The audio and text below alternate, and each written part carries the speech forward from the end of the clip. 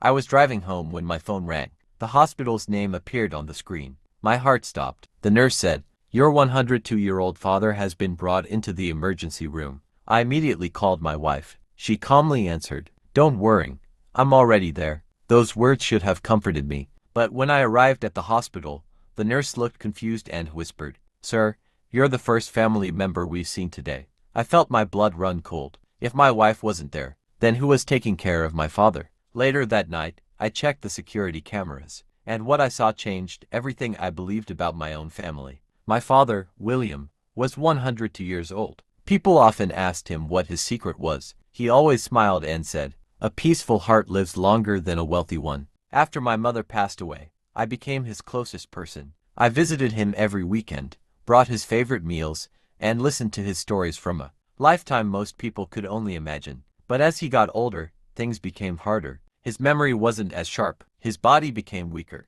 That's when my wife, Linda, started offering to help. At first, I was grateful. She told me, "Don't worry, your father is family. I'll make sure he's okay." I trusted her, maybe too much. One afternoon, while I was driving home from work, my phone rang.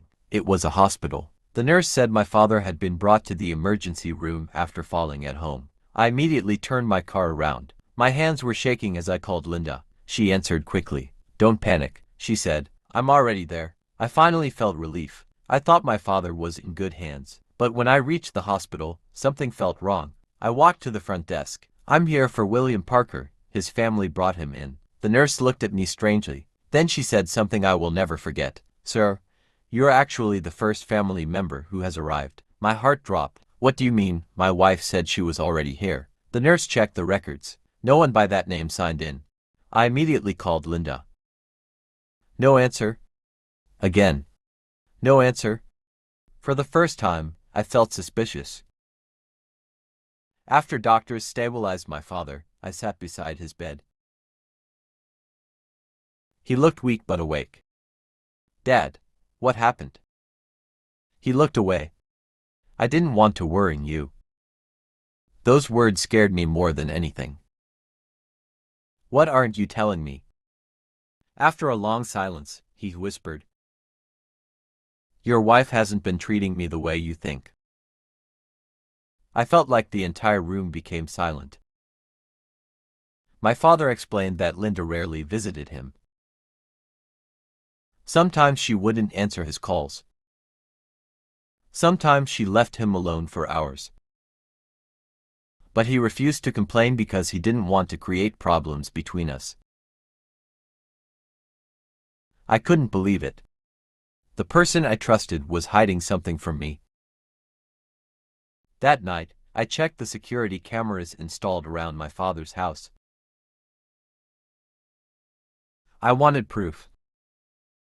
Not because I wanted to hate my wife, but because I needed the truth. As I watched the footage, my hands started shaking. The cameras showed Linda arriving at my father's house, but she wasn't helping him. She was looking through his drawers, opening cabinets, checking documents. Then I saw something that broke my heart. She was pretending to care whenever I visited. But when I wasn't there, she treated my father like a burden. The worst part, she had been telling people that my father was too old to know what was happening. I watched every moment, every lie, every fake smile. The next morning, I confronted her. She tried to explain. She said she was stressed. She said taking care of an elderly person was difficult. Maybe it was difficult, but cruelty is a choice. I told her, my father gave me my entire life.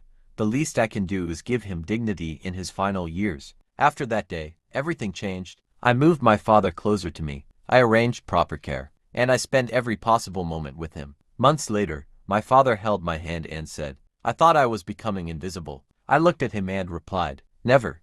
As long as I am alive, you will always matter." A few years later, when my father passed away peacefully, he left me one final letter. Inside, he wrote, "The greatest test of a person's heart is how they treat those who cannot repay them." Those words stayed with me forever, because family is not just about sharing a last name. Family is about showing up when someone needs you the most. Sometimes the people closest to us are the ones we trust the most, and sometimes the quietest people in our lives are the ones carrying the biggest pain. Never ignore your parents. Never make them feel forgotten, because one day, the hands that protected you when you were small may need your protection too. If you believe every elderly parent deserves love and respect, leave it in the comments.